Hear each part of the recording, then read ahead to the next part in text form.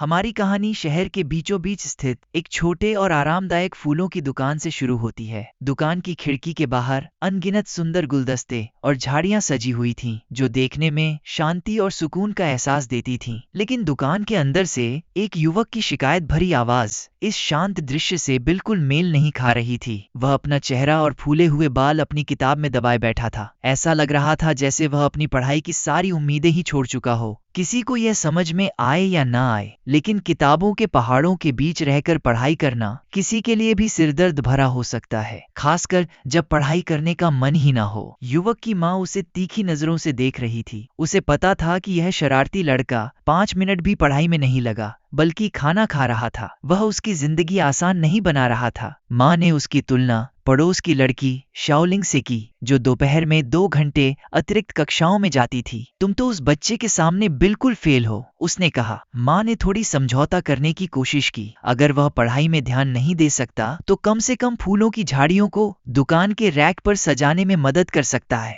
लेकिन उसने याद दिलाया कि रस्सियों को अच्छी तरह बांधना है। शहर में आजकल हवा ज्यादा तेज चल रही है। भले ही यह काम पढ़ाई से बेहतर था, लेकिन युवक अंदर ही अंदर सोच रहा था कि काश वह भी एक पौधा होता। पौधों का क्या काम है? धूप में आराम करना, पानी पीना, बढ़ना और सिर्फ आरामदायक जीवन जीना। और सबसे मजेदार बात यह थी कि खुद वह ऊंची सीढ़ी पर चढ़ा हुआ था, लेकिन माँ को उसकी बजाय उसके पौधों की गिरने की चिंता ज्यादा थी। वह हर बार उसे गलत ठहराती और खुद काम कर लेती। सोचने की बात यह थी कि उसके सामने माँ का वह अजय शक्ति प्रदर्शन शुरू हो गया, जो हर माँ में होती है। बच्चे को आलसी और उदासीन बताने की अंतहीन मार। वह जोर देकर कहती रही कि भले ही यह बच्चा पौधा बन जाए, तब भी वह शायद आलसी ही रहेगा। शहर की हलचल में चलना दुकान की भगदड़ से थोड़ी राहत देता था, लेकिन माँ द्वारा बार बार डांटे जाने का अनुभव युवक को भारी सिरदर्द दे रहा था। अब वह सुस्ताता हुआ सड़क पर चल रहा था, किताब पढ़ते हुए, और सोच रहा था कि माँ इतनी बातें कहाँ से निकाल लेती है। जब वह गुस्से में आती है तो मानो मशीन गन की तरह बोलती है, जिसे रोकना बिल्कुल भी संभव नहीं था।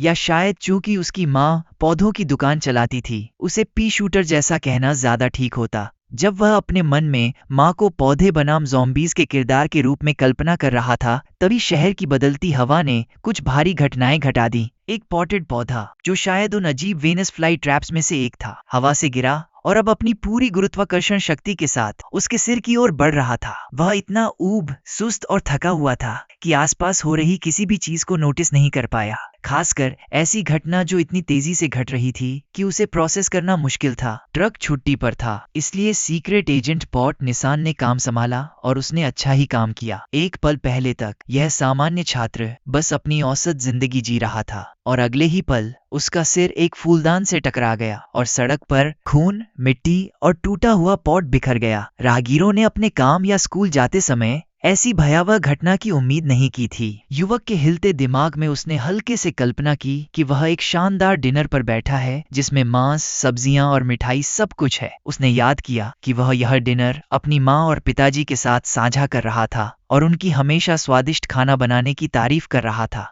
जैसे ही उसने चावल का एक निवाला लिया, वह थोड़े अजीब स्वाद वाला लगा। जब उसने अपनी कल्पना से बाहर जूम किया तो माँ और पिताजी कहीं नहीं थे। उनके स्थान पर बस गंदगी और मिट्टी के प्लेटें बिखरी थीं। अब उसे एहसास हुआ कि शायद उसका दिमाग उसकी धारणा के साथ खेल रहा है। जैसे ही उसने होश पाया, वह एक अजीब, अनजान जगह पर था, जिसे वह पूरी तरह समझ नहीं पा रहा था। वहां अंधेरा था और खुशबू अजीब तरह से सुखद लग रही थी। अजीब बात यह थी कि उसे लगा उसके हाथ और पैर बंधे हुए हैं, और जब उसने और गहराई से देखा तो उसने साइड पर कुछ हरा देखा और ऊपर एक हल्की रोशनी। उसने सोचा कि क्यों न उस रोशनी तक चढ़कर देखे। यह काम किया। अपने शरीर को थोड़ी सी रोशनी की ओर ले जाना ऐसा महसूस हुआ जैसे वह दुनिया में फिर से जन्मा हो। ऐसा लग रहा था जैसे वह धरती को तोड़कर बाहर आया हो और प्राकृतिक तत्वों को महसूस कर रहा हो। वास्तव में यही हुआ था। एक छोटा अंकुरित पौधा मिट्टी से बाहर निकलकर ऊपर की धूप में अपनी पहली किरणें महसूस कर रहा था।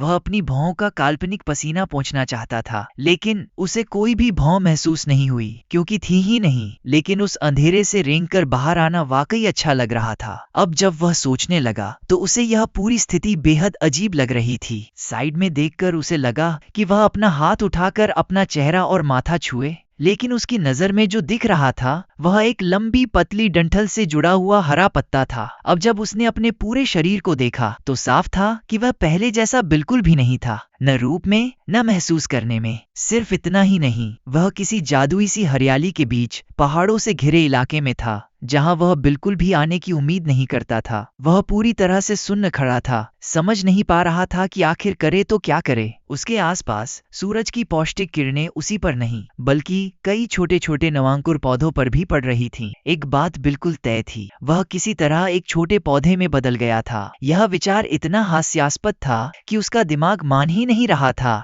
कि यह सब सच हो सकता है। शायद वह बस हेल्यूसिनेट कर रहा हो। उसने याद करने की कोशिश की, दोपहर का खाना, स्कूल जाना, फिर किसी बेहिसाब ऊंचाई से गिरा फूलदान उसके सिर पर गिरना। वह कड़वा व्यंग्य याद आते ही झल्ला उठा। अभी अभी तो वह माँ के लटकते पौधों की शिकायत कर रहा था और खुद उसी ने उसे मार गिराया। उम्मीद बस यही थी कि वह इतनी शर्मनाक मौत न मरा हो कि दोपहर की भीड़ के बीच फुटपाथ पर उसका खून बह गया हो। अब धीरे धीरे उसे यकीन होने लगा कि वह सचमुच एक छोटे नवजात पौधे के रूप में पुनर्जन्म ले चुका है। कुछ घंटों पहले ही वह पढ़ाई की शिकायत कर रहा था और चाहता था कि उसकी जिंदगी किसी आलसी पौधे की तरह हो जाए, बस धूप सेंकना, पानी पीना, आराम करना। शायद उसकी मांग सच हो गई थी और यह उसकी दुआ भी हो सकती थी, और सबसे बड़ा दुस्वप्न भी। जिस देवता या शक्ति ने यह किया, उसने उसकी बात को सचमुच बहुत सीरियसली ले लिया था। उस एक बेकार सी कही बात पर उसने पूरा जीवन ही बदल दिया। अब वह बस रो ही सकता था और वापस इंसान बनने की गुहार लगा सकता था। जैसे ही वह अपनी नाटकीयता में डूब रहा था, उसके दिमाग में एक बहुत जरूरी बात आई जो इस स्थिति को पूरी तरह बदल सकती थी। वेब नॉवल और मांगा में जिन नायकों का पुनर्जन्म होता है, उन्हें आमतौर पर एक सिस्टम मिलता है और फिर वे ओपी स्किल्स के साथ भगवान बनने का रास्ता पकड़ लेते हैं। लेकिन यहाँ उसका ओपी सिस्टम कहाँ था?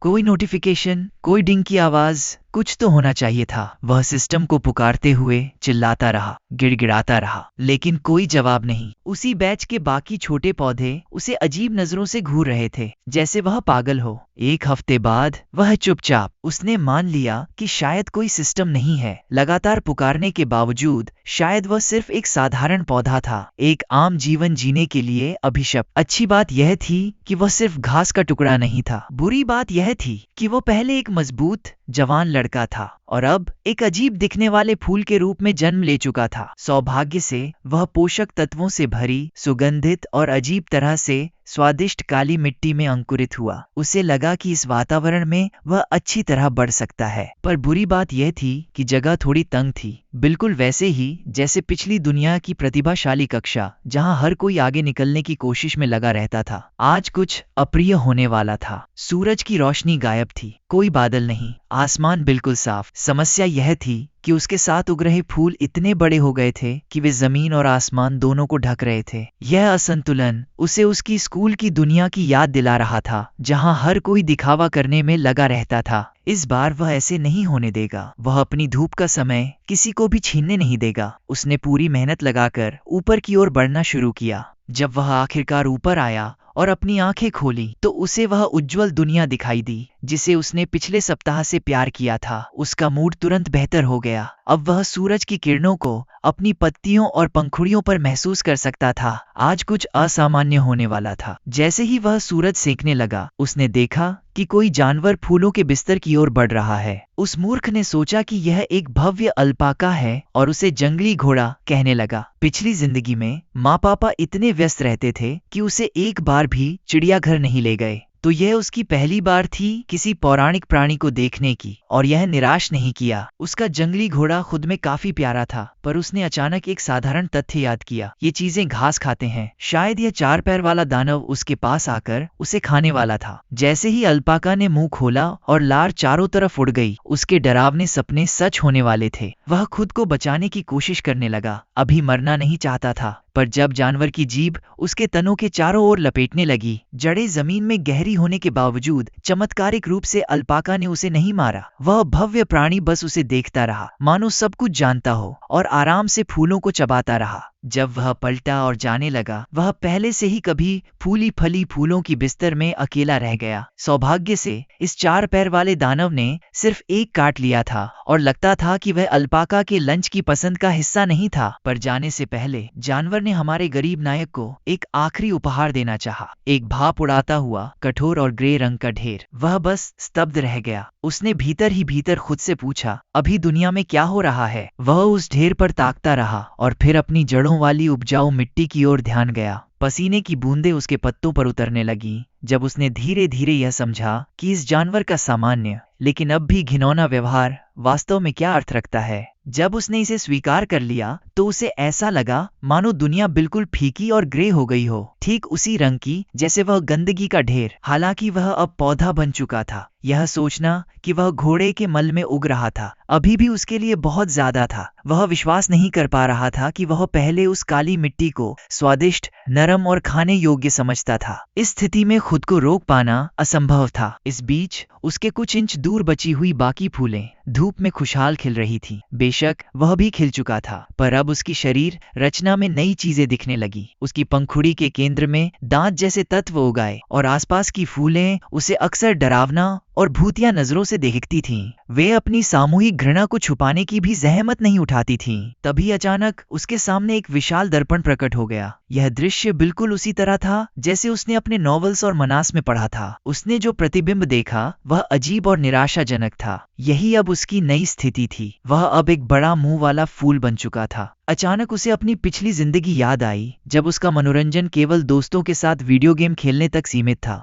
उसके उस समय कभी भी गेम्स में ज्यादा दम नहीं था। उसे स्पष्ट रूप से याद है कि वह बार बार वेनस फ्लाई ट्रैप से मरता रहा। लगता है दुर्भाग्य हर जगह मौजूद था। कोई आश्चर्य नहीं कि फूलों के इस अलग थलग बिस्तर में सभी उसे अजीब नजरों से देख रहे थे। वह केवल बेहद छोटा ही नहीं था, बल्कि उसकी दिखावट बाकी फूलों से मूल रूप से अलग थी। वह अपने असामान्य और अजीब दिखने के बारे में इतना व्यस्त था कि वह अपने वर्तमान शारीरिक रूप को देखकर ही नहीं, बल्कि एक और अजीब घटना से भी हैरान था। उसके सामने अचानक बिना किसी कारण के एक दर्पण प्रकट हो गया। इसका तो मतलब कुछ होना चाहिए, है ना? उसने सोचते हुए धीरे से उस पर उंगली टिकी। जैसे ही उसने हल्का सा छुआ, दर्पण कुछ ही पलों में असलियत से गायब हो गया। इसके तुरंत बाद एक जादुई संदेश आया। पहचाना गया, होस्ट खिल चुका है और किशोर अवस्था में प्रवेश कर गया है। फ्लावर सिस्टम स्वतः सक्रिय हो गया है। यह अच्छी खबर थी जिसकी वह बेसब्री से प्रतीक्षा कर रहा था। आज वही दिन था जब उसका सिस्टम आखिरकार आया था, ताकि उसे इस नए जीवन के रास्ते पर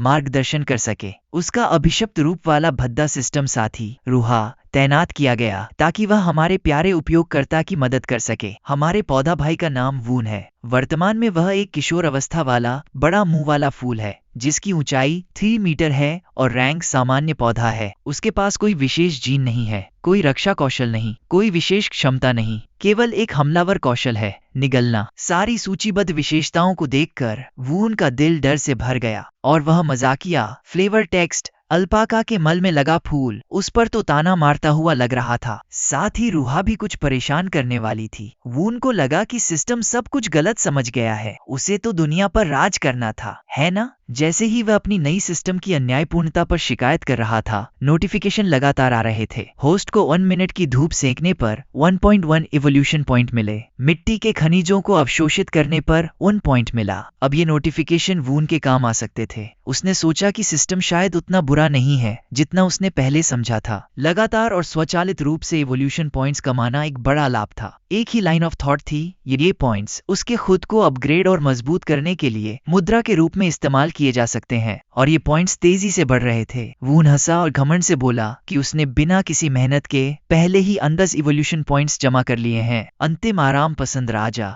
built in cheat system lifestyle शायद अब आसन्न है। बाकी नन्हे पौधों को उसके स्वादिष्ट धूप के लिए प्रतिस्पर्धा छोड़ देनी चाहिए। जैसे ही वह अपनी संभावित सफलता की चमक में खोया था, रूहा फिर से प्रकट हुई, नाक में उंगली डालते हुए। मास्टर वून, क्या आप स्वयं को अपग्रेड करना चाहेंगे? उसने पूछा। आप अपने 6 मूल अंगों में से किसी एक को मजबूत कर सकते हैं, तना, पत्ते, जड़ें, फल या बीज। वून की धारणा सही थी। वह सच में बिना हिचकिचाए अपने शरीर को अपग्रेड कर सकता है। उसने तुरंत तना अपग्रेड करने का निर्णय लिया ताकि वह और ऊंचा बढ़ सके और अधिक कुशलता पूर्वक धूप सेंक सके। यूज इवोल्यूशन पॉइंट्स खर्च करके तना अपग्रेड करना उसे तुरंत शक्ति प्रदान करता है। वून ने अपनी वृद्धि को असली समय में महसूस किया। लगभग ऐसा लग रहा था जैसे उसका शरीर खिंच रहा हो। तना अपग्रेड सफल रहा। उसकी ऊंचाई में भारी इजाफा हुआ, 0.003 मीटर। हाँ, सिर्फ 0.003 मीटर। इतना घमंड और चारों ओर के फूलों का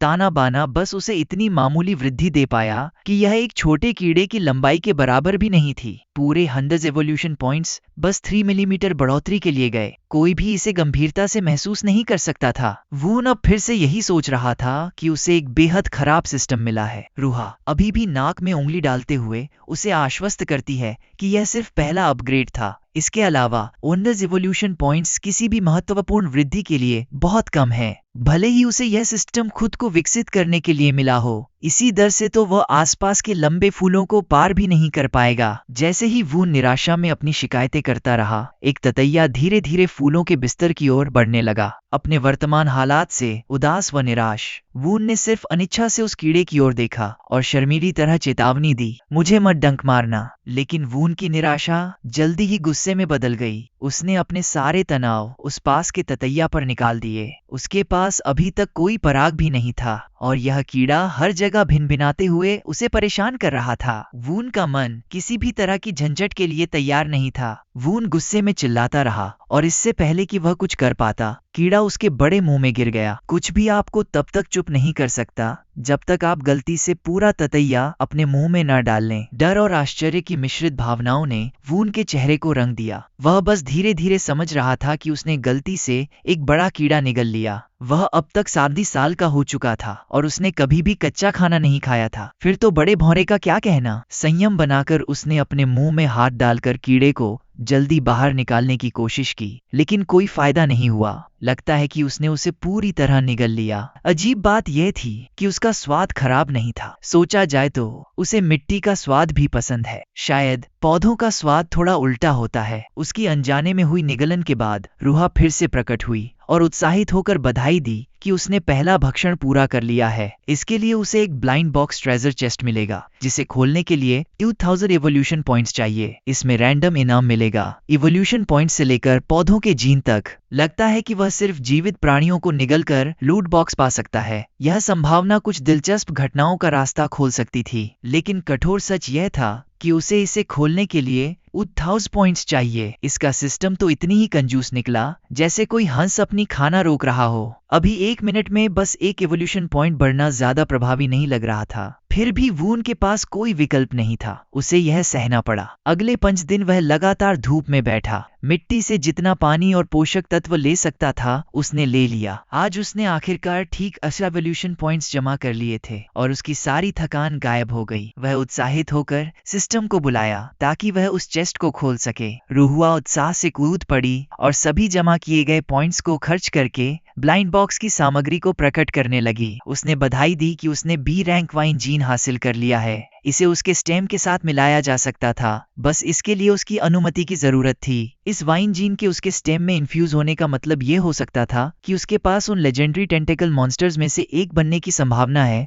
जो कुछ संदिग्ध वीडियोस में दिखते थे। इसके अलावा बी रैंक शुरुआत के लिए कोई बुरा जीन नहीं है। इस संभावना के खुलने के साथ ही सिस्टम का एक नया हिस्सा भी अनलॉक हुआ, जिसमें इसके सभी 6 कोर पार्ट्स और संबंधित क्षमताएं विस्तृत रूप से दिखाई गईं। वुन ने अब और इंतजार नहीं किया और जोर से फ्यूजन प्रक्रिया शुरू करने के लिए चिल्लाया। एक हरा प्रकाश जो जीवन शक्ति से भरा हुआ था सिस्टम से निकलकर उसके पूरे शरीर को ढकने लगा। कुछ ही क्षणों में सिस्टम ने उसे वाइन जीन के साथ सफल फ्यूजन के लिए बधाई दी। जीवन की रोशनी वुन के अंदर जग गई। इस बी रैंक जीन के साथ उसके स्टेम ने काफी मजबूती, स्थिरता और उपयोगिता हासिल कर ली थी। वाइन जीन के साथ अब वह अपने पहले छोटे स्टेम को मोटी बेलों में बदल सकता था। वुन अब इन बेलों का इस्तेमाल विरोधियों को मारने या बांधने के लिए कर सकता था, जो भी इसका मतलब हो। अब से वुन खुद को टेंटेकल मॉन्स्टर के रूप में पहचानना चाहता था, लेकिन हकीकत अलग थी। वास्तव में जब वुन ने बेलों का उपयोग किया तो वह कभी संतुष्ट नहीं हुआ। उसे वे बहुत ही नरम और लचीली लगी, जैसे वह किसी इंसान की उंगलियों को नियंत्रित कर रहा हो। इसलिए उसने इन बेलों को हवा में आकृतियां बनाने के अलावा किसी और उपयोग उपयोग के लिए सोचा ही नहीं। हालांकि सबसे उपयोगी चीज नहीं। उसने विवरण पढ़कर समझा कि भविष्य में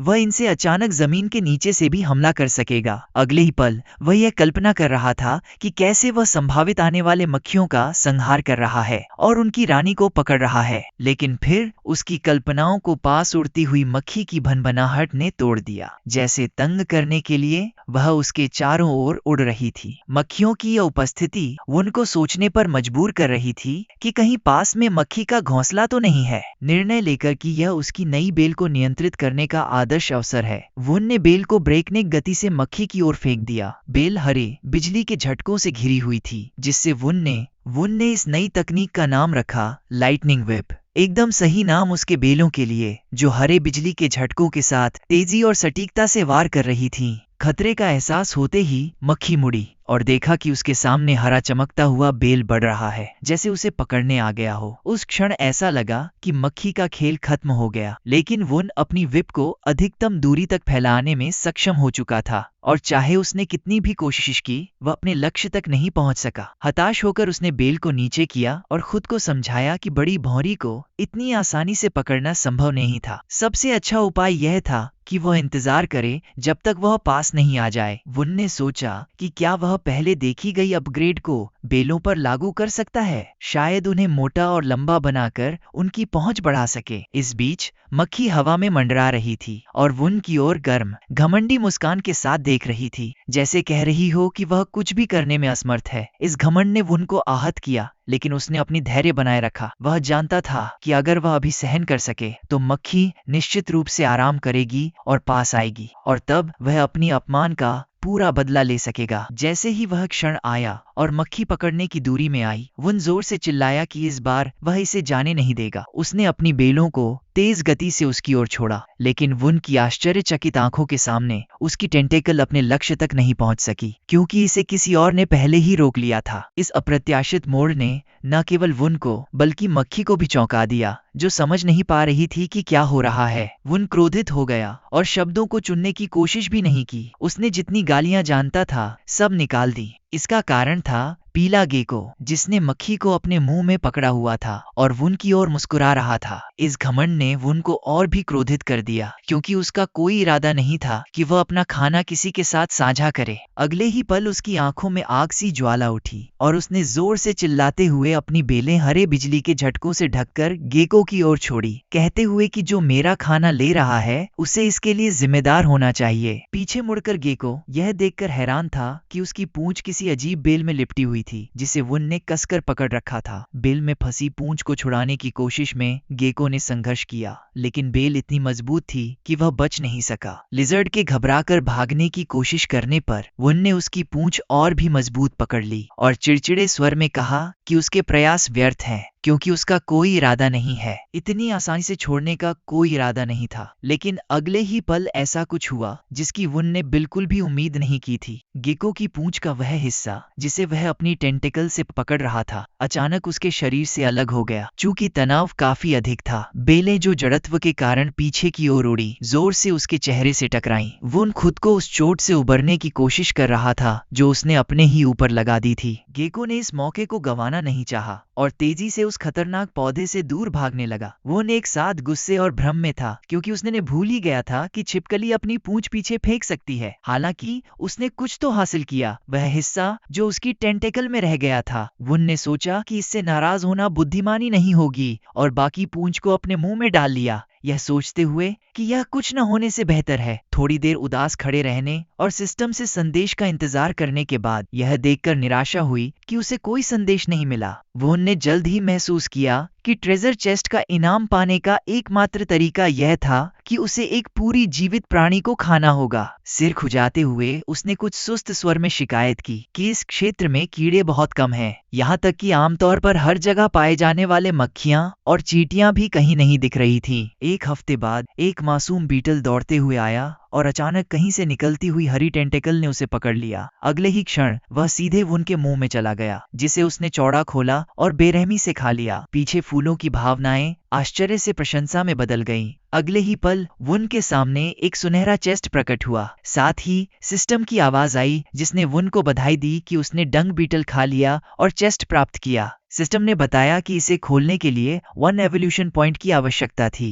नोटिफिकेशन विंडो में यह भी लिखा था कि कुछ रीतियां अपनाने से अच्छे आइटम मिलने की संभावना बढ़ सकती है। यह पढ़कर वुन क्रोधित हो गया क्योंकि वह इन रीतियों को कैसे कर सकता था। वह तो केवल एक साधारण फूल था। वह न नहाने में सक्षम था, न धूप में इत्र जलाने में, न ही कपड़े बदलने में। इसके अलावा यह एहसास कि उसने अभी अभी डंग बीटल खा लिया था उसके गुस्से को और बढ़ा गया। उसने इसे नजरअंदाज करने का फैसला किया। अब वह सिर्फ एक बड़ा मुंह वाला फूल था जो अल्पाका के गोबर से उग गया था। थोड़ा शांत होने के बाद उसने सिस्टम को कहा कि चेस्ट खोलने दे। चेस्ट खुलते ही यह तेज चमकने लगा। सुनहरी रोशनी में सिस्टम स्पिरिट रूहुआ कहीं से प्रकट हुई और उसने वुन से कहा कि इस बार उसे 2 लाख एवोल्यूशन पॉइंट्स के इनाम से नवाजा गया है। डंग बीटल खाने के झटके से अभी भी स्तब्ध वुन ने रूहुआ से चिड़चिड़े स्वर में पूछा कि अगर वह पहले से ही कचरा था तो उसे विकसित होने की क्या जरूरत थी। इसके जवाब में स्पिरिट ने कहा कि यह प्लांट सिस्टम था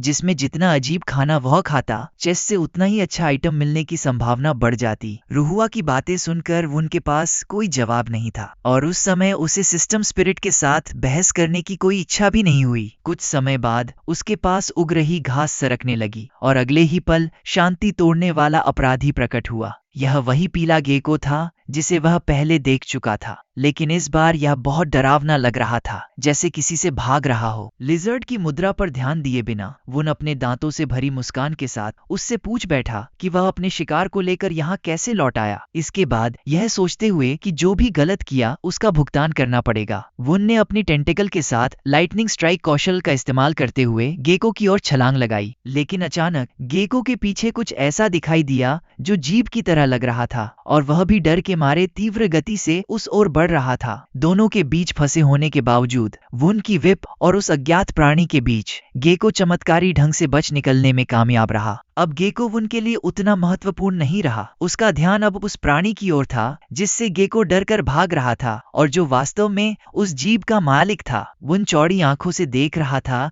कि वह प्राणी अपनी लंबी जीभ वापस खींच रहा है। उसके सामने प्रकट हुआ एक बड़ा मेंढक जिसका शरीर कांटों से ढका हुआ था और जिसकी आंखें खतरनाक लाल रोशनी से चमक रही थीं। मेंढक जमीन से धक्का लेकर हवा में कूद गया, सीधे वुन की ओर, जो जगह पर जम गया था और हिल भी नहीं सकता था। सदमे से उबरते हुए वुन हताश होकर सोच रहा था कि आखिर ऐसा बड़ा मेंढक उस पर हमला क्यों कर रहा है। लेकिन निराश होने का समय नहीं था क्योंकि उसकी जान पर संकट मंडरा रहा था। साथ ही वह यह सोचकर उलझा हुआ था कि मेंढक ने गेको का पीछा छोड़कर अपना ध्यान उस पर क्यों केंद्रित कर लिया। शायद उसने उसे आसान शिकार समझ लिया। अगले ही पल वुन ने पूरी ताकत से अपनी टेंटेकल को उस विशाल मेंढक की ओर झोंकते हुए जोर से चिल्लाया कि वह यहाँ से भाग जाए। वुन को हवा में उछालकर जोरदार धप के साथ जमीन पर गिरा दिया गया। लेकिन अगले ही पल वह मेंढक फिर से अपने पैरों पर खड़ा था। उसकी लाल आंखें क्रोध से वुन को घूर रही थीं। मेंढक के पूरी तरह से संभलने और उस पर हमला करने का इंतजार करने का कोई इरादा नहीं रखते हुए वुन ने पहले ही वार करने का फैसला किया।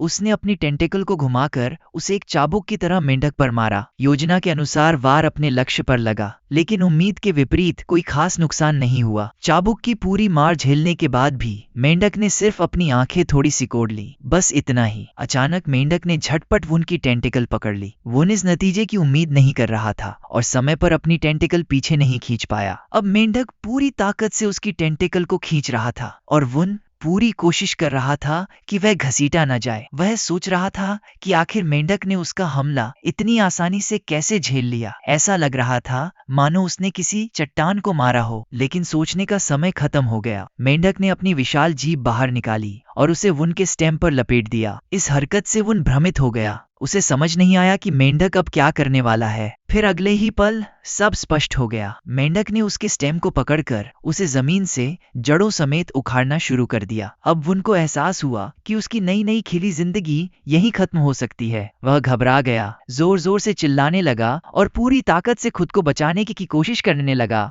मेंढक ने उसकी डंठल को कसकर पकड़ लिया था और पूरी ताकत से खींच रहा था। धीरे धीरे वुन की जड़ें जमीन से अलग होने लगी। जब उसकी छोटी छोटी स्टब जड़ें टूटने लगी, वह दर्द में चिल्ला उठा। था। दर्द हो रहा है, बहुत दर्द हो रहा है। उसे लगा कि उसका पूरा शरीर फटकर 2 हिस्सों में बंट जाएगा। अब उसके मन में एक सवाल कौन था, क्या पौधों को भी जानवरों की तरह दर्द महसूस होता है? आंसू भरी आंखों से वह अपनी बची हुई जड़ों को जमीन में जकड़कर बैठा रहा। अब उसे समझ आ रहा था कि अपने पिछले जीवन में जब उसने घास, फूल और पौधों पर गुस्सा निकालकर उन्हें तोड़ा था तो वे कैसा महसूस करते होंगे। उसे लगा कि यह दर्द ईश्वर की सजा थी, उस दर्द का बदला जो उसने कभी निर्दोष पौधों को दिया था। मेंढक लगातार बेरहमी से और भी जोर से उसे खींच रहा था, उसे मिट्टी के एक बड़े हिस्से के साथ उखाड़ने की कोशिश कर रहा था। उनको यकीन हो गया कि यह अंत है, जमीन से उखड़कर वह निश्चित रूप से मर जाएगा। उसे ऐसा लग रहा था जैसे मौत की ठंडी सांस उसकी गर्दन के पीछे महसूस हो रही हो।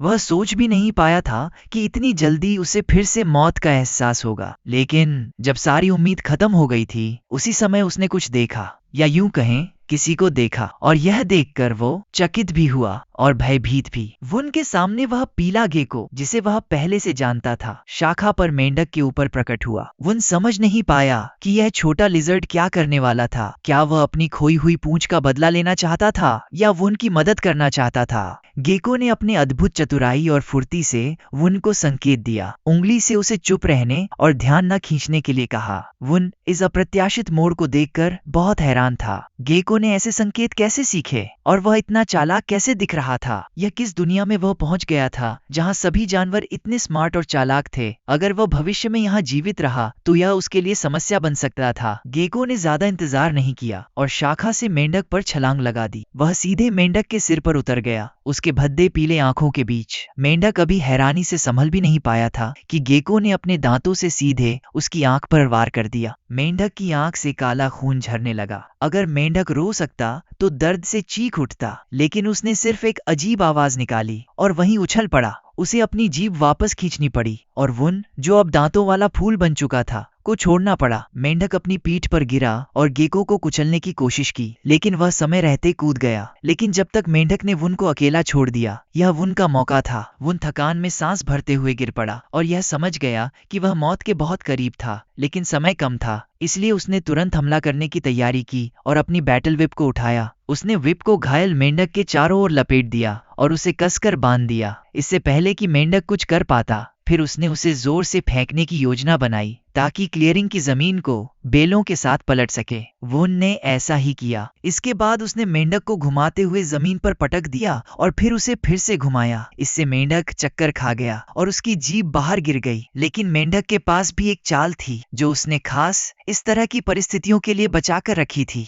उसने अपनी त्वचा से चिकनी और बदबूदार तरल छोड़ी। जब यह विप पर लगी, मेंढक फिसल गया और जमीन पर गिर पड़ा। वो इस अप्रत्याशित स्थिति से समय पर प्रतिक्रिया नहीं कर पाया और थोड़ा भ्रमित हो गया। उसे लगा कि मेंढक अब उसके हाथ में है और भाग नहीं सकता, लेकिन उसकी चाल के कारण मेंढक पहले ही सफलतापूर्वक अपने आप को बचाकर कूद गया। वुन के लिए यह बहुत दर्द और परेशानी लेकर आया था। वुन ने अपनी विप से उसे पकड़ने की कोशिश जारी रखी, लेकिन अब बहुत देर हो चुकी थी। मेंढक दूर दूर भाग रहा था और यह देखकर वुन का गुस्सा और भी बढ़ गया। वुन ने सोचा कि वह अंततः मेंढक को एक बार और हमेशा के लिए हरा सकता था, लेकिन उसकी चालाकियां और तेज भागने की क्षमता ने उसे बचा लिया। उसकी फुर्तीली त्वचा ने उसे बचा लिया, लेकिन अब कम से कम इतना तय था कि अगली बार वह वुन के पास आने की हिम्मत नहीं करेगा। फिर वुन को याद आया कि जब मेंढक ने उसे जमीन से उखाड़ने की कोशिश की थी तब कितना दर्द हुआ था। उसे एहसास हुआ कि एक पौधे के रूप में वह कितना असहाय था। वह मिट्टी, नमी और सूरज पर निर्भर था।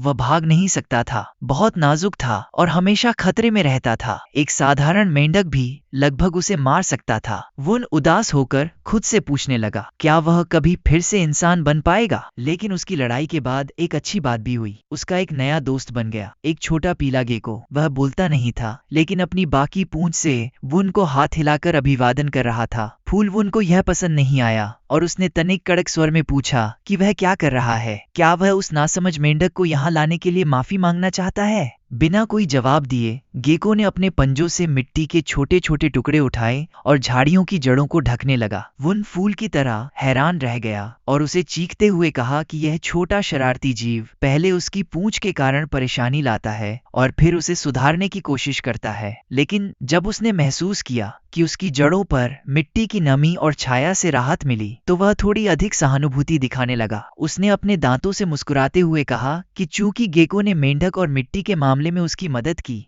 गेको बहुत खुश लग रहा था कि उसे भगाया नहीं जा रहा। उसने फूल की जड़ों के चारों ओर मिट्टी को धीरे धीरे समतल किया। वुन काफी हैरान था कि गेको उसकी बात समझता प्रतीत हो रहा था। वह सोचने लगा, क्या गेको की बात समझना सामान्य है? क्या वह जानता है कि अपने पर्यावरण का इस्तेमाल दुश्मनों से लड़ने के लिए कैसे करना है? क्या वह मिट्टी का इस्तेमाल पौधों को उर्वरक देने के लिए भी करता है? अगर ऐसा है तो अगला सवाल यह था कि वह कौन सी भाषा बोल रहा था। क्या यह इंसानी भाषा थी, फूलों की भाषा, या शायद जानवरों की भाषा? जब गेको ने फूल की जड़ों को उर्वरित कर दिया तो वह अपने काम पर जाने के लिए मुड़ गया, लेकिन वुन ने यह देखना चाहा कि क्या वह उसे समझता है। उसने गेको से जोर से कहा कि चूंकि वह जा रहा है, कम से कम उचित तरीके से अलविदा कह दे। लेकिन ऐसा लग रहा था कि गेको ने उसकी बात पर ध्यान नहीं दिया और अपने काम में लगा रहा। वो निराश होकर आह भरी और सोचा कि उसने वास्तव में कोई दोस्त पाया था जिसके साथ बात कर सके। जैसा कि निकला,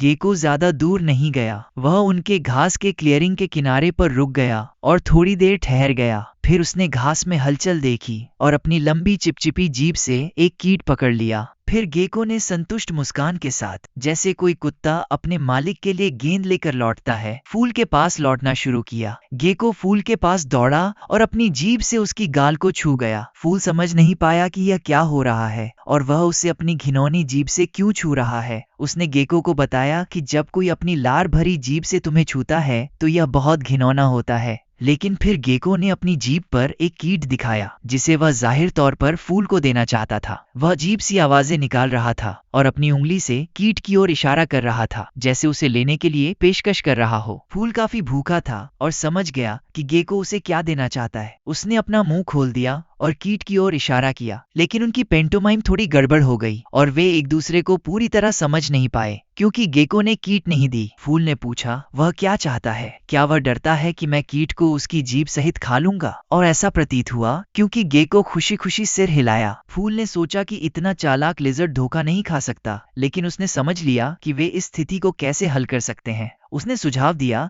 कि गेको कीट को जमीन पर उसके सामने रखे और फिर वह खुद उसका ध्यान रखेगा, क्योंकि वह उस पर पूरी तरह भरोसा नहीं कर रहा था। लेकिन गेको ने सब कुछ अपनी तरह से समझा और ऐसा लग रहा था कि उसने तय कर लिया कि फूल पर भरोसा किया जा सकता है। अब वह अपनी जीभ पर कीट लेकर उसके पास आया। फूल यह देखकर चौंक गया कि अब कैसे प्रतिक्रिया दे, लेकिन उसकी दूसरी उलझन ज्यादा लंबी नहीं चली। उसे पुरानी कहावत याद आई, जो देते हैं उसे ले लो, जो मारते हैं उससे भागो। उसने अपनी विप से कीट को पकड़ लिया और अपने दांतों वाले मुंह में फेंक दिया। वह आशा कर रहा था कि यह उसे विकसित होने में मदद करेगा। हैरानी की बात यह थी कि वास्तव में ऐसा हुआ। जैसे ही उसने कीट निगल लिया, रुहुआ की आत्मा और सूचना विंडोज के सामने प्रकट हुई। उन्होंने उसे बधाई दी कि उसने एक और रैंडम ट्रेजर चेस्ट जीत लिया, केवल एक जीवित कीड़ी खाने के लिए। चेस्ट खोलने के लिए उसे फिर से 2000 एवोल्यूशन पॉइंट्स जमा करने की आवश्यकता थी। इसके अलावा कुछ चेस्ट खोलने के बाद उससे एक अतिरिक्त इनाम मिलने का मौका भी था। साथ ही एक मजेदार नोट था जो चेतावनी दे रहा था कि चेस्ट खोलने से पहले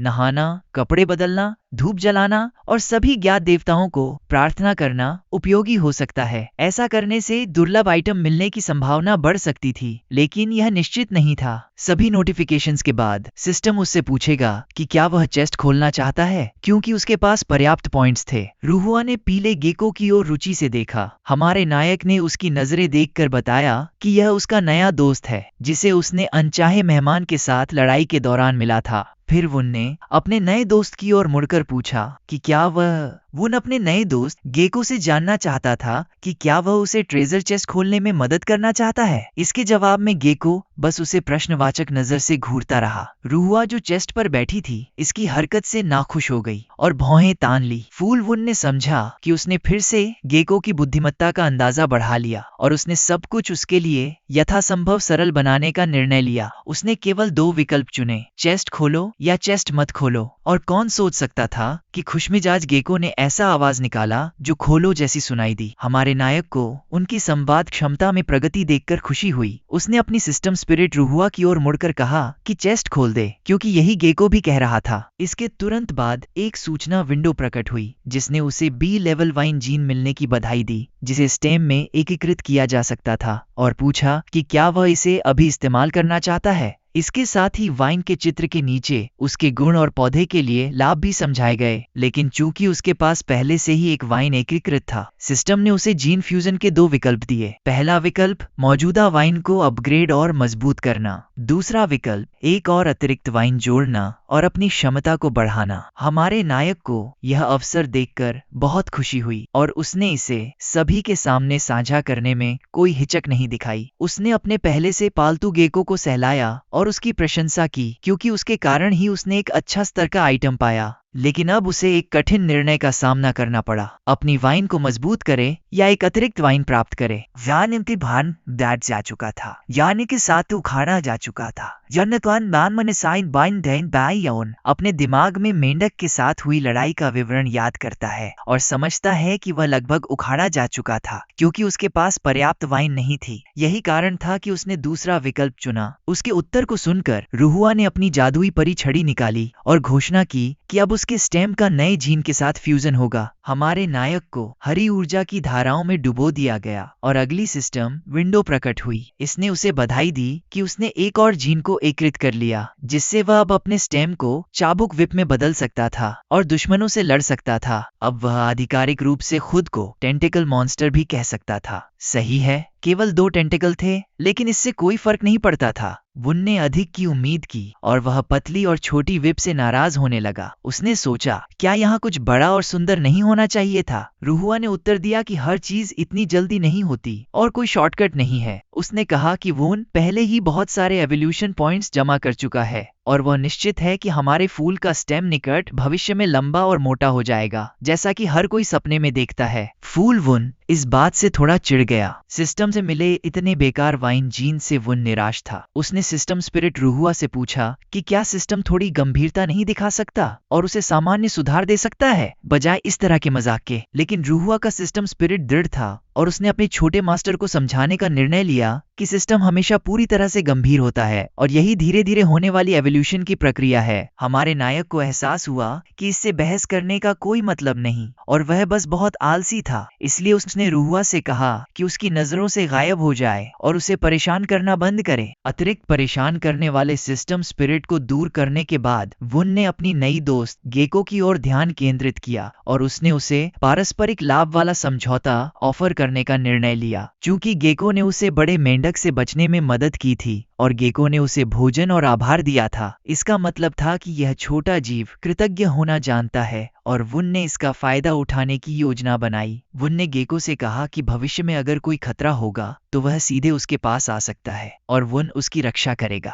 इसके बदले में केवल एक शर्त थी, उसे हर दिन एक कीट पकड़कर देना होगा। वुन ने सोचा कि यह योजना शानदार है क्योंकि वह खुद हिल नहीं सकता था और उसकी विप की पहुंच सीमित थी, लेकिन एक मोबाइल साथी के साथ जो कीट पकड़ने में मदद करेगा वह बहुत जल्दी स्तर बढ़ा सकता था। गेको इस प्रस्ताव से बिल्कुल उत्साहित नहीं दिख रहा था और उसने उसे विश्वास न करने वाली नजर से देखा। वुन ने समझाने की कोशिश की कि उसे कीट लाने से न केवल उसका फायदा होगा बल्कि गेको का भी, क्योंकि इससे वह अधिक सुरक्षित रहेगा। उसे अपनी शक्ति के कारण अधिक सुरक्षा प्रदान करने में मदद मिलेगी। गेको इस व्याख्या से संतुष्ट दिखा और अब उस पर नाराज नजर नहीं आया। उसने शर्तों को मान लिया। वुन ने राहत की सांस ली और उसे आश्वस्त किया कि अब जब उन्होंने समझौता किया है वह उसे निराश नहीं करेगा। फिर उसने गेको से पूछा कि क्या वह उसे लिटिल येलो कह सकता है। गेको इस विचार से बिल्कुल उत्साहित नहीं दिखा। वुन ने उसके भाव देखकर आपत्ति जताई और पूछा उसकी शक्ल में क्या गलत है, क्या उसे अपना नया नाम पसंद नहीं आया। वह सब कुछ अपने पप रंग के कारण दोष देता था। वुन ने अपने आप से कहा कि जब वह स्कूल में टॉप छात्र था और अब उसने उसे नाम दिया है तो गेको कैसे शिकायत कर सकता है। कुछ दिनों बाद पर्याप्त एवोल्यूशन पॉइंट्स जमा करने और एक और कीट खाने के बाद वह उस बॉक्स को खोलने में सक्षम हो गया। उसमें से उसे बी रैंक प्लांट जीन मिला। इस जीन को फ्यूज करने का स्थान बीज सीड था। सिस्टम ने पूछा कि क्या वह इस जीन को फ्यूज करना चाहता है। यह जीन किसी वार्षिक जड़ी बूटी से लिया गया था जिसकी बीजों में हुक वाले कांटे होते हैं जो गुजरते हुए किसी भी चीज से चिपक जाते हैं। वुन बहुत खुश था कि अपने छोटे पीले गेको मैस्कॉट की मदद से वह कुछ ही दिनों में नया प्लांट जीन अनलॉक कर पाया, लेकिन उसे अब भी यह जानने की उत्सुकता थी कि फ्यूजन के बाद वह इस जीन का उपयोग कैसे करेगा। अगर यह बीजों में था, तभी सिस्टम स्पिरिट प्रकट हुआ और तुरंत उसकी मदद की ताकि वह जीन फ्यूजन कर सके। फ्यूजन सफल रहा और सिस्टम ने उसे नए जीन प्राप्त करने की बधाई दी। अब वह कांटेदार बीज स्पीकी कैंग एयर फेंक सकता था और अपने विरोधियों को पूरा शरीर मसाज दे सकता था। साथ ही बीज का ताजा स्वाद अविस्मरणीय होगा। सिस्टम ने चेतावनी दी कि दोस्तों और विरोधियों से बात करते समय सावधान रहे ताकि गलती से ये बीज उनके चेहरे पर ना पड़ जाएं। लेकिन जब वुन ने सुना कि ये कांटेदार बीज कहां से निकलेंगे तो वह इस बात से बिल्कुल उत्साहित नहीं हुआ। उसने सिस्टम स्पिरिट से पूछा कि क्या ये बीज उसकी गला काट देंगे। रुआ सिस्टम स्पिरिट ने जल्दी में जवाब देने की बजाय अपनी नाक में हाथ डाला और कुछ सोना निकालकर इरिटेटेड वुन के सिर पर फेंक दिया। इसके बावजूद रुहुआ ने उसे अपने छोटे मास्टर कहकर आश्वासन दिया कि सब कुछ ठीक होगा, उसे बस थोड़ा और मुंह खोलना था और गले से अजीब आवाज निकालनी थी, तभी सारे बीज बाहर आ जाएंगे। यह बिल्कुल नाक साफ करने जैसा सरल था। वुन ने कोशिश की और क्लियरिंग में अप्रिय आवाजें गूंजने लगी। अंत में वह कई कांटेदार बीज बाहर निकालने में सफल रहा। इसके बाद उसने तुरंत खांसना शुरू किया और खांसी के दौरान स्पिरिट से शिकायत की कि उसने कैसे उसका विश्वास तोड़ा। हालांकि यह गला कटने के समान तीव्र दर्द नहीं था, लेकिन खरोंचने से उसका गला झुलस गया। स्पिरिट ने बेपरवाही से जवाब दिया कि महान शक्ति के लिए बड़ी कीमत चुकानी पड़ती है छोटे मास्टर। उसने सलाह दी कि गले की जलन को नजरअंदाज करे और कंगार की शक्ति का उपयोग करे। अंत में वुन के पास इस शक्ति का उपयोग सीखने के अलावा कोई विकल्प नहीं बचा। उसने तय किया कि वह अपनी वाइन से बीज को छुएगा। पता चला कि भले ही ये कंगार काफी तेज दिखते थे, लेकिन उसे उनसे कोई दर्द नहीं हुआ जब उसने अपनी वाइन से उन्हें छुआ। हैरानी की बात थी कि यह कष्टदायक नहीं था, क्योंकि उसकी वाइन अपग्रेड के बाद मोटी और मजबूत हो गई थी। इसका मतलब था कि अब वह अपनी रचनात्मकता को स्वतंत्र रूप से आजमा सकता था और कुछ डाइम विचारों को साकार कर सकता था। उसने पहले ही यह सोच लिया था कि बीजों के साथ कैसे मजे किए जाएं। इसके लिए उसने गेको को एक सूखी पत्ती दी और उसे दूर खड़े होने के लिए कहा। गेको ने पत्ती अपने पंजों में ली और उसे प्रश्नवाचक नजर से देखा। यह समझ नहीं पाया कि उसे इसके साथ क्या करना चाहिए, लेकिन वुन ने उसे जल्दी करने के लिए कहा और पूछा कि वह क्यों खड़ा है। वुन गेको के अविश्वसनीय दृष्टिकोण को देखकर उसे मनाना पड़ा कि चिंता मत करो, वह निश्चित रूप से उसे बेवकूफ नहीं बनाएगा। जैसे ही गेको पर्याप्त दूरी पर पहुंच गया, हमारे नायक ने उसे रुकने और वहीं खड़े रहने के लिए कहा। फिर उसने खुशी खुशी घोषणा की, देखो यह रहा छोटा उड़ता हुआ विप, और उसने कांटेदार बीज फेंक दिया जिसे गेको के पंजों में पकड़ी हुई सूखी पत्ती पर निशाना बनाया। लेकिन उसने जिस चीज को निशाना बनाया था वह नहीं मारा। पत्ती की बजाय उसने फिर से गेको की पूंछ काट दी। गेको को यह समझ में ही नहीं आया कि क्या हुआ। उसे तभी पता चला कि कुछ गड़बड़ है जब उसके पीछे उसकी पूंछ के टुकड़े हिलने लगे। वुन ने तुरंत समझ लिया कि उसने गलती कर दी और उसने गरीब गेको से माफी मांगी, यह आश्वासन देते हुए कि यह जानबूझकर नहीं हुआ। लेकिन उसकी माफी से गेको की पूंछ वापस नहीं आई और उसने यह बात अपने गुस्से भरे दृष्टि से स्पष्ट कर दी। गुस्से में वुन ने चिल्लाते हुए कहा, उस तिरस्कार भरे देखे का क्या मतलब है? कैसे उसने अपने बड़े भाई पर ऐसा नजर डालने की हिम्मत की? फिर उसने तुरंत तय किया कि वह खुद को सुधारकर फिर से प्रयास करेगा। वह सुनिश्चित था कि यह केवल एक दुर्घटना थी और अब वह सफल होगा। और सबकी आश्चर्यचकित नजर के सामने उसने पत्ती मारी, लेकिन वह पत्ती नहीं जिस पर उसने निशाना लगाया था। गेको ने महसूस किया कि यह बेकार है और यह केवल समय की बात थी कि कुछ और भी उड़ जाएगा। पता चला कि उसके द्वारा फेंके गए सभी कांटेदार बीज किसी भी लक्ष्य के पास नहीं गए और उन्होंने सभी झाड़ियों को स्नाइपर की तरह सटीक निशाना बनाते हुए हरा दिया, जिससे किसी भी उत्कृष्ट सेवा का कोई मौका नहीं रहा। वुन निश्चित रूप से lizard body outlining master medal का हकदार था, लेकिन उसने हार नहीं मानी और खुद को आश्वस्त किया कि आज बस उसकी सटीकता थोड़ी खराब थी, लेकिन यह ठीक है क्योंकि लगातार अभ्यास से वह अपनी फेंकने की क्षमता में सुधार करेगा और सटीकता में निंजा मास्टर बन जाएगा। कुछ और दिन ऐसे ही बीत गए। गेको कीटों का शिकार करता रहा, स्थानीय आर्थ्रोपॉड जीवों को आतंकित करता रहा और उसके मुंह में कीटों की संख्या देखकर यह स्पष्ट था कि वह इसमें बहुत सफल रहा। शिकार खत्म करने के बाद उसने एक सूखे पेड़ में एक छेद बनाया जिसके अंदर पानी जमा हो रहा था। जब छेद तैयार हुआ और गंदा पानी बाहर बहने लगा, गेको ने इसे कटोरे में डालना शुरू किया। गरीब साथी लगातार काम करने से पसीना बहा रहा था, लेकिन फिर भी वह अपने दोस्त फूल के पास जल्दी पहुंचा। इस दौरान गेको मेहनत कर रहा था और हमारे फूल सिर्फ सूरज में आराम कर रहा था और बचे हुए कीट खा रहा था, अपनी कठिन जिंदगी के बारे में शिकायत करते हुए और यह कहते हुए कि लिटिल येलो लेट हो गया है। वह भूखा था और समझ नहीं पा रहा था कि वह पौधा होने के बावजूद अभी भी भूखा क्यों महसूस कर रहा है। लेकिन जैसे ही उसने कोई आवाज सुनी, झाड़ियों से आवाज सुनते ही उसने अपनी सारी सोच छोड़ दी। जब उसने देखा कि गेको कटोरे के साथ उसके पंजों में खड़ा है, उसने सोचा कि जैसे ही वह शैतान की बात करेगा वह तुरंत प्रकट हो जाएगा। लेकिन उसकी सारी नाराजगी दूर हो गई जब गेको ने उसे एक कटोरा पानी दिया और उसका मुंह पानी से भरकर उसे तुरंत इम्प्रोवाइज्ड बारिश दे दी। वुन ने लिटिल येलो की तारीफ की, कहते हुए कि वह स्मार्ट है, जल्दी सीखता है और यह भी जानता है कि पानी के लिए कटोरे का कैसे इस्तेमाल करना है। लेकिन ऐसा लगता था कि उसकी सारी होशियारी कीटों को ले जाने के तरीके तक नहीं फैली थी, क्योंकि वह कीटों को अपने लार भरे मुंह में रखता और जब उन्हें जमीन पर थूकता तो वे पूरी तरह से उसकी असहज तरल से ढक जाते। वुन ने उसे सलाह दी कि अगली बार जब वह कीट पकड़े तो उन्हें किसी पेड़ की छाल पर रख दे, यह कहीं अधिक साफ सुथरा होगा। लेकिन इस बार वह इतना भूखा था कि इस छोटी सी बात को नजरअंदाज कर कीट खाना शुरू कर दिया। कुछ कीट खाने के बाद भद्दा सिस्टम स्पिरिट फिर से उसके सामने प्रकट हुआ और उसे ग्रीन हेडेड फ्लाई खाने के लिए नया चेस्ट मिलने की बधाई दी। इस चेस्ट को खोलने के लिए 1000 एवोल्यूशन पॉइंट्स चाहिए थे। हमेशा की तरह रुहुआ ने उससे पूछा कि क्या वह इसे अब खोलना चाहता है, लेकिन वुन ने इसे बाद के लिए बचाने का निर्णय लिया। अभी वह कोई नया अपग्रेड नहीं चाहता था, क्योंकि उसने कंगर का सही उपयोग अभी तक नहीं सीखा था। इसके अलावा जलती हुई धूप के नीचे जमीन बहुत सूखी हो गई थी, इसलिए उसने लिटिल येलो से कहा कि कुछ पानी लाए ताकि वह और तेजी से बढ़ सके। पानी पीते और अपने कांटेदार बीजों को उछालते हुए वुन ने अपनी जिंदगी का आनंद लिया और कहा, यही आरामदायक जीवन है जो मैं चाहता था। किसी का मुझे खिलाना अच्छा लगता है। पानी खत्म करने के बाद उसने फिर से कांटेदार कंगर फेंकने की कोशिश की, लेकिन इस बार भी जब गेको 3 पत्तियां एक साथ पकड़ रहा था, उसने एक भी नहीं मारा। भारी बौछारें भी मदद नहीं कर सकी और उसने फिर से कोई निशाना नहीं मारा। यह केवल उसके वाइल्ड वेस्ट का सबसे सटीक निशानेबाज होने के शीर्षक को दोबारा पुष्टि कर गया। लेकिन यह उसकी मूड को बिगाड़ नहीं पाया, क्योंकि उसके पास अभ्यास करने के लिए पर्याप्त समय और कीट स्नैक्स थे। इसलिए उसने अपने लिटिल येलो दोस्त को आदेश दिया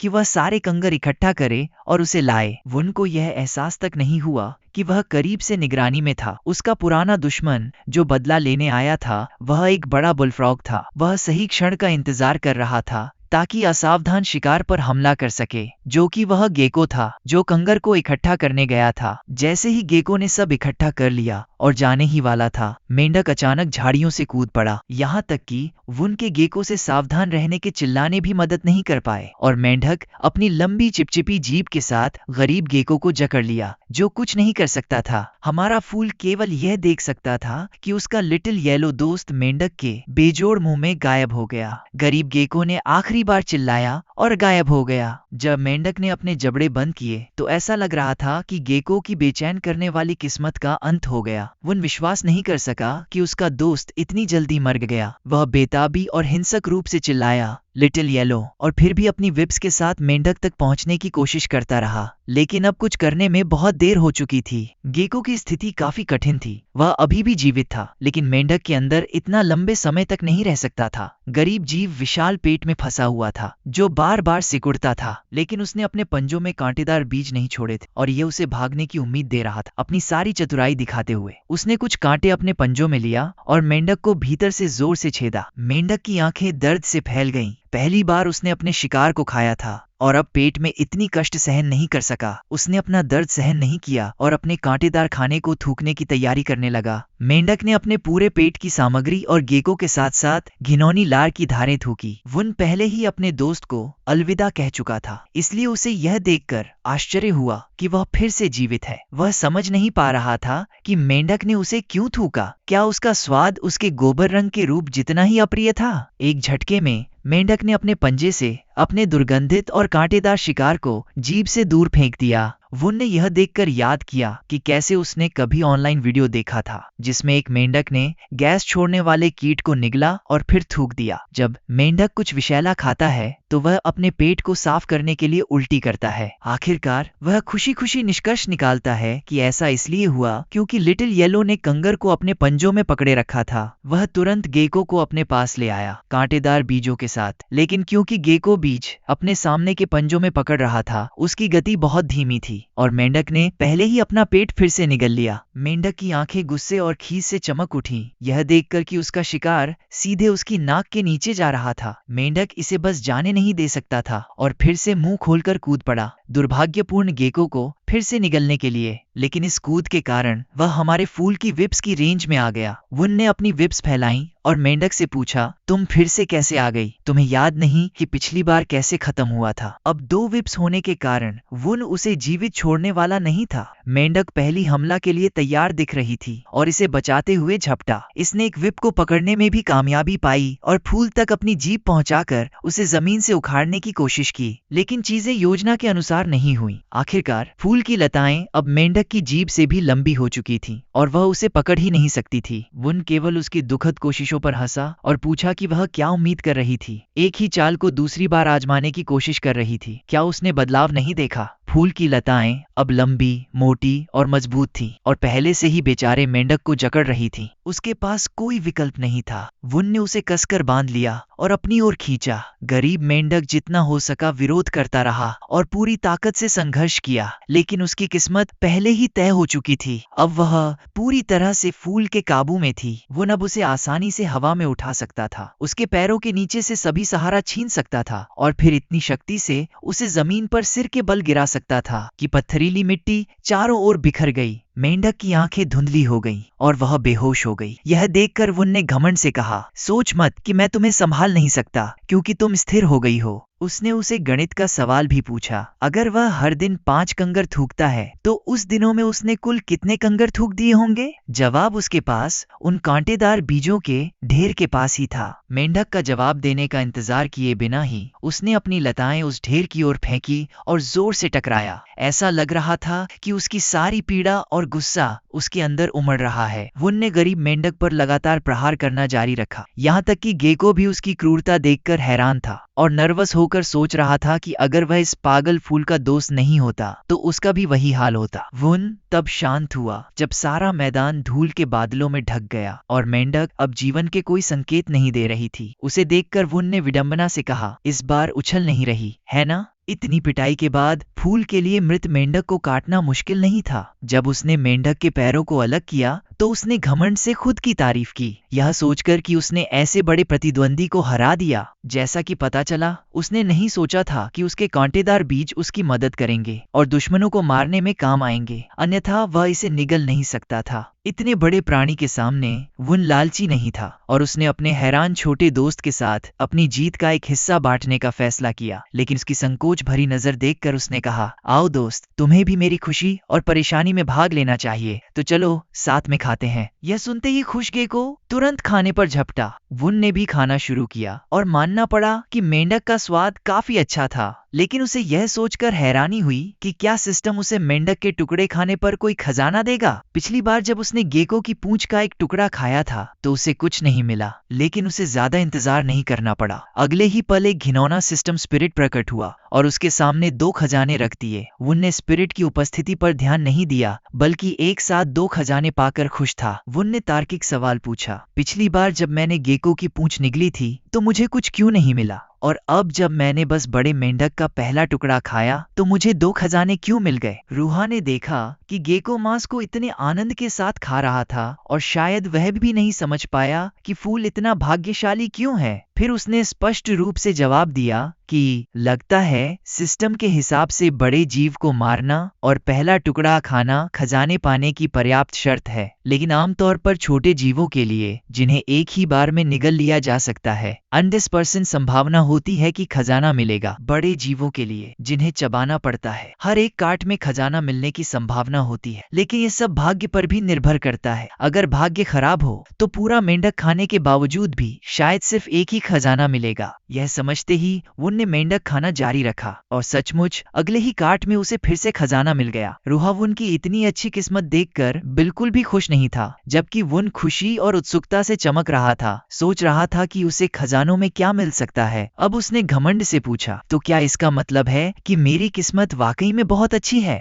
आखिर मैंने बस 3 काटों में 3 खजाने पाकर यह साबित कर दिया। सिस्टम स्पिरिट रूहा केवल अनिच्छा से करता है और दिल से वुन के लिए अच्छी इच्छा नहीं जताता। अगले कांटों में वुन ने इसका मतलब नहीं समझा, लेकिन उसने महसूस किया कि रूहा वास्तव में उसके लिए कुछ अच्छा नहीं चाहता। वुन ने सलाह दी कि उसकी बदसूरती पर ध्यान दे, आलोचना करने के बजाय। कुछ देर बाद फूल और गेको दोनों इतने भूखे थे कि और एक काट भी नहीं कर सकते थे, लेकिन इस पूरी प्रक्रिया में फूल को और कोई खजाना नहीं मिला, जिसने उसे बहुत गुस्सा दिलाया। वुन ने उस घिनौने सिस्टम स्पिरिट पर सारा गुस्सा निकाल दिया, जो शायद यह सब जानबूझकर कर रहा था। आखिरकार उसने पहले ही कहा था कि पेट फाड़ने से भी खजाना नहीं मिलता, लेकिन रूहा जो अपनी नाक में उंगली डाल रहा था बिल्कुल बेझिझक खुद को सही ठहरा रहा था और कह रहा था कि यह सिर्फ भाग्य की समस्या थी और इसके लिए वह कुछ नहीं कर सकता। Moody lady luck. अंत में रूहा ने पूछा कि क्या वह अब खजाने खोलना चाहता है। वुन ने इनकार कर दिया, यह कहते हुए कि उसे अभी खजाने खोलने में कोई दिलचस्पी नहीं है, क्योंकि उसके पास अभी खाने के लिए बहुत कुछ बाकी है। वुन और गेको की पूरी कोशिश के बावजूद वे केवल मेंढक का आधा हिस्सा ही खा पाए थे, जो उनके आकार को देखते हुए भी एक उपलब्धि थी। लेकिन बाकी आधा हिस्सा कुछ करना जरूरी था, क्योंकि अगर उसे सही तरीके से संभाला नहीं गया तो इतना बड़ा मांस का टुकड़ा शिकारियों को आकर्षित कर सकता था, जो एक ही पंजे के झटके से हमारे फूल को नष्ट कर सकते थे।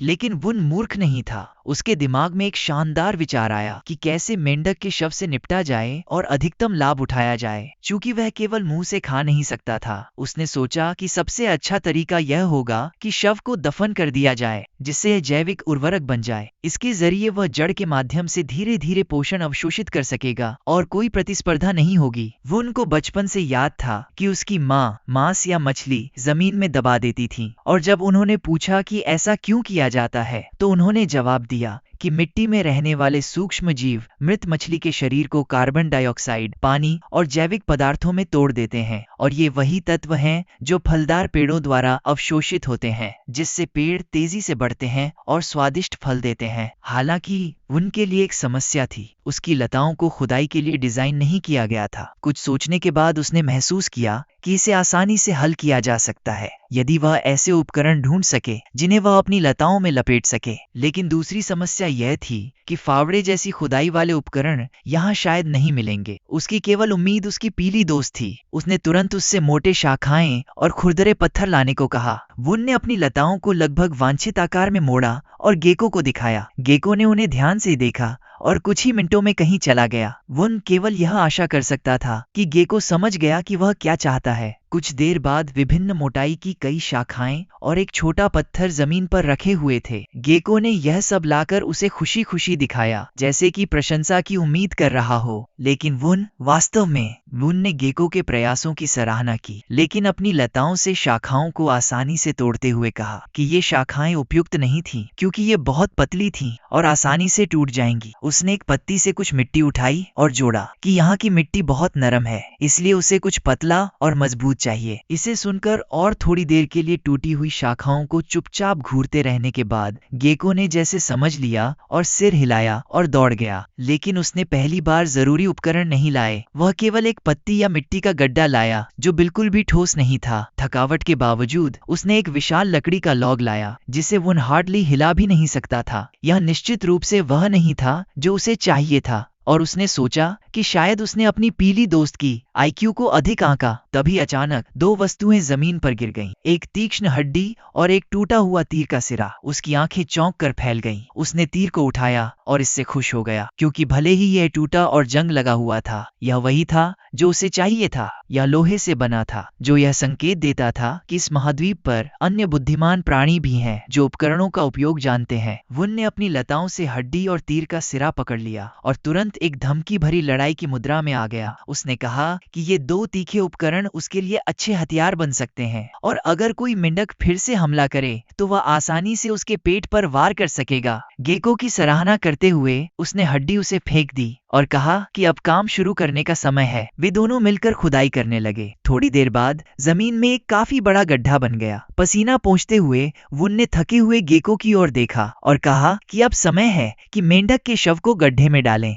गेको ने तुरंत इसे खींचना शुरू किया। गड्ढे में डालने के बाद मिट्टी से ढककर वह उसके ऊपर थोड़ा कूदा ताकि इसे पूरी तरह दबाया जा सके। वुन ने हवा में सूंघते हुए महसूस किया कि खून की बदबू चली गई है, इसलिए शिकारियों के आने का कोई कारण नहीं था। उसने सोचा कि क्यों वह एक पौधा होते हुए गंध महसूस कर सकता है। जैसे ही उसने फिर से पानी, सूर्य की रोशनी और पोषक तत्व अवशोषित करना शुरू किया, उसने नोट किया कि अभी तक कुछ भी नहीं बदला। फिर उसे एहसास हुआ कि वह चीजों को जल्दी में कर रहा था, क्योंकि सूक्ष्म जीवों को मेंढक के शव को सड़ने में समय चाहिए। यह तरीका सीधे अवशोषण जितना तेज नहीं था, लेकिन उसने तीनों खजाने याद किए जिन्हें उसने पहले प्राप्त किया था लेकिन अभी तक नहीं खोला। उसने सिस्टम स्पिरिट को बुलाया और कहा कि वह उन्हें खोलना चाहता है। सिस्टम स्पिरिट तुरंत प्रकट हुआ और बताया कि चूंकि 3 खजाने हैं, उसने उन्हें सीरियल नंबर दे दिए हैं और पूछा कि वुन किसे पहले खोलना चाहता है। गेको की ओर मुड़कर नायक ने उससे पूछा कि वह कौन सा खोलना चाहेगा। वुन ने कहा कि बस उनसे 3 के बीच कोई संख्या बताओ। गेको ने अपनी पंजा बढ़ाकर संख्या 2 दिखाई। यह सुनकर वुन ने रूहा से कहा कि दूसरा खजाना खोलो। जैसे ही खजाना खुला, सिस्टम स्पिरिट ने तुरंत अपने मालिक को बधाई दी कि उसने बी लेवल पौधे का जीन स्पाइक्स प्राप्त किया है। यह बहुत अच्छा जीन था जिसे वह अपनी लताओं में भी जोड़ सकता था। संतुष्ट गेको के सिर पर थपथपाते हुए वुन ने कहा कि यह वास्तव में सबसे अच्छा था। अपनी नई क्षमता का जल्दी परीक्षण करने के लिए उसने रूहा से फ्यूजन लागू करने के लिए कहा। अगले ही क्षण उसकी लताओं पर कांटे उग आए और उसकी लड़ाई की मुद्रा के साथ यह बहुत ही डरावना लग रहा था। सिस्टम विंडो ने कहा कि इस थॉर्न जीन ने उसकी लताओं को मोटा, लंबा और मजबूत बना दिया है और वे तीखे कांटों से ढके हुए हैं। नोट में मजाकिया अंदाज में लिखा था कि अब वह एक कांटों वाला गुलाब बन गया है।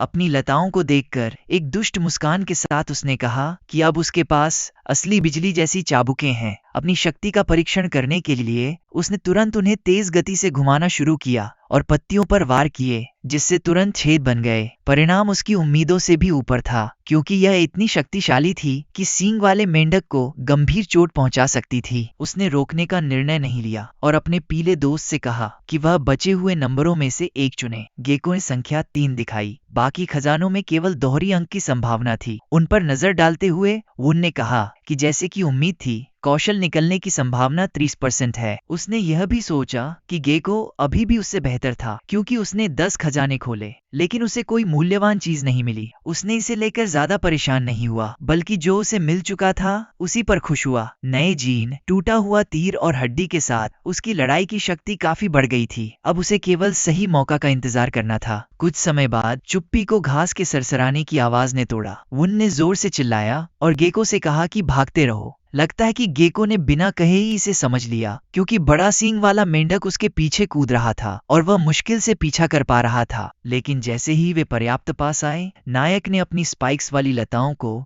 बिजली जैसी गति से उनके दिशा में छोड़ा। लताओं ने तुरंत मेंढक के शरीर को बांध दिया और उसके तीखे कांटों से उसकी त्वचा को चुभाते हुए उसे और नुकसान पहुंचाया। फिल्मों को देखकर और यह जानते हुए कि दुश्मन को पक्का समाप्त करना बेहतर होता है, वुन ने जमीन पर कंट्रोल स्ट्राइक लगाई। कुछ समय बाद टूटी हुई तीर की मदद से उसने मेंढक का मांस टुकड़ों में काटा और अपने पीले दोस्त को खाने के लिए बुलाया। इसके बाद वे दोनों रसदार और पौष्टिक मेंढक के मांस का आनंद लेने लगे। अचानक नायक का ध्यान किसी चीज ने खींचा और उसने ऊपर देखा। यह सिस्टम स्पिरिट रूहा था जो अचानक प्रकट हुआ और खुशी खुशी उसे खजानों के मिलने पर बधाई देने लगा। इस पर नायक मुस्कुराया और कहा कि आखिरकार वह अपग्रेड के मौके का इंतजार कर रहा था और आज वह पल आया। कुछ समय बाद आखिरी मांस खाने और डकार लेने के बाद उसने घोषणा की कि वह भरा हुआ है। पेट फूला हुआ बैठते हुए उसने खुशी खुशी कहा कि इस बार वह 5 खजाने प्राप्त करने में सफल रहा। चूंकि गेको योद्धा अब खजाना चुनने का काम नहीं कर सकता था, वुन ने खुद ही निर्णय लिया। उसने बस रूहा से कहा कि बीच वाला खजाना खोला जाए। सोने की चमक के साथ खजाना खुला और इस बार इनाम था B level sweet potato gene. System spirit ने तुरंत बधाई दी। सिस्टम विंडो में बताया गया कि शकरकंद की जड़ें 3 प्रकार की होती हैं, रेशेदार फाइब्रस, लकड़ी जैसी वुडी और गुठली जैसी ट्यूबरस। इसके अलावा यह भी बताया गया कि ट्यूबरस जड़ों का मुख्य काम पोषक तत्वों को संग्रहित करना और प्रजनन करना है। इसे पढ़ने के बाद वुन ने सोचा कि क्या उसे वास्तव में इस जीन की जरूरत है। सिस्टम स्पिरिट की ओर मुड़कर उसने पूछा कि इस जीन के फ्यूजन के बाद क्या लाभ होंगे। रूहा ने तुरंत समझाया कि अगर वह केवल खाद्य अवशेषों को मिट्टी में दबा दे और उनका अपघटन होने दे तो यह समय लेने वाला और बेकार होता। इसके बजाय शकरकंद जीन भोजन को जड़ों में संग्रहित करने की क्षमता देता है। यह सुनकर नायक ने हैरानी से पूछा, जड़ों में पोषक तत्व छिपाने का क्या फायदा है? क्या सच में भूख लगने पर इन्हें खोदकर खाना पड़ेगा? रूहा ने अपने तर्क को खारिज करते हुए कहा कि वह सीधे जड़ों से पोषक तत्व ले सकता है, जिससे वह भोजन की कमी में भी पनप सकता है, साथ ही चोटों का इलाज और तेजी से स्वस्थ हो सकता है। यह सुनते ही वुन के मन में एक छवि आई जिसमें रिकवरी पॉट की बोतल उसकी जड़ों की तरह दिख रही थी। यह देखकर उसकी आंखों में उत्साह की चमक और बढ़ गई और उसने तुरंत अधीर होकर सिस्टम स्पिरिट से कहा कि फ्यूजन जल्दी शुरू करें। अगले ही क्षण नायक चमकीली रोशनी से घिर गया।